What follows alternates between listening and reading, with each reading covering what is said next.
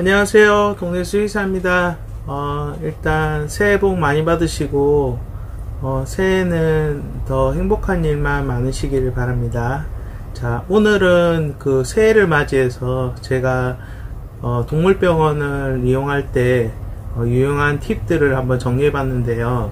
이제 오늘은 동물병원비를 어느 정도 줄이고 효율적으로 관리하는 방법에 대해서 한번 정리해 봤습니다. 첫 번째는 이제 정기적인 예방접종인데요. 여기 예방접종에는 1년에 한 번씩 하는 추가 접종하고 매달 하는 심장사상충 예방이 포함되어 있습니다. 자, 일단은 기본적인 예방접종을 잘해야 질병에 걸릴 확률이 낮아지니까 예방접종은 비용을 아깝다고 생각하지 마시고 꼬박꼬박 잘 해주시는 게 좋습니다. 그리고 이제 두 번째는 주기적인 건강검진인데요.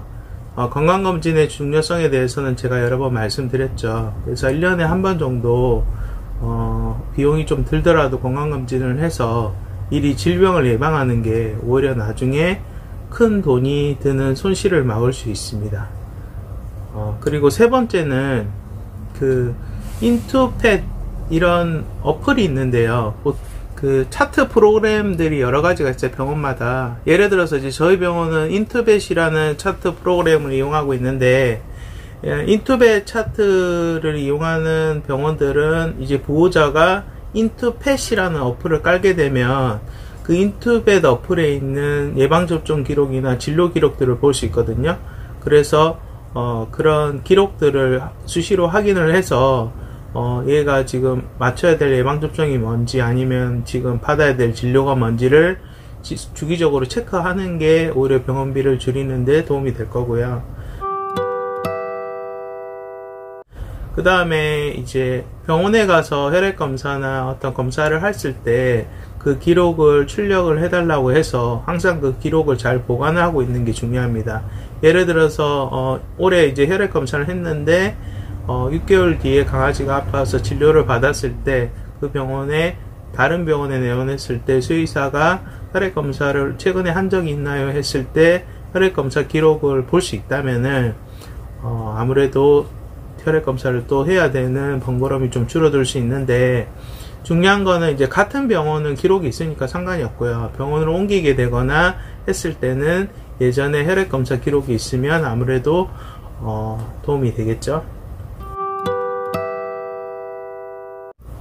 그리고 이제 병원의 지출을 이제 발생을 하게 되는데, 그런 병원의 지출이 발생했을 때 영수증이나 그런 기록을 잘 보관을 해서 가계부를 한번 작성을 해보시면 얘가 연에 이 강아지를 키우면서 내가 어느 정도 비용이 드는지를 예측을 해볼 수 있고, 그리고 뭐 저번에 말씀드린 것처럼 보험을 드셔도 좋은데 보험에 또 제한되는 사항들이 많으니까 차라리 적금을 들어서 내가 예를 들어서 뭐 올해 뭐 얼마 비용이 발생했다 하면은 적금을 미리 들어서 그 비용을 어느 정도 충당할 수 있게 하는 것도 보호자가 갑작스러운 지출에 대한 부담을 줄이는 방법이 되겠고요. 그 다음에 중성화 수술은 사실 이제 기본적으로 일단 시켜 놓는 게 좋아요. 저번 주 같은 경우도 이제 저희 병원에 다니는 강아지인데 중성화 수술을 계속 안 하고 미루고 있다가 갑자기 적응축농증이 와서 이제 큰 수술을 하게 된 강아지들이 있는데, 그런 부분이 생기면 본래 중성화 수술 비용보다 2배에서 3배 비용이 들고, 그리고 강아지도 많이 힘드니까 중성화 수술은 미리미리 시켜두는 게 좋을 것 같습니다. 그리고 보조제하고 처방식 같은 그런 거를 항상 이제 예를 들어서 강아지가 질병이 있다고 하면 처방식을 먹이고, 그 다음에 제가 항상 강조드린 보조제를 꾸준히 먹이시고요. 그 다음에 사료도 너무 저질 사료보다는 양질의 사료를 먹이시는 게 좋고요. 그 사료가 어떤 게 좋냐고 물어보시는데 사실 사료 종류가 되게 많아요.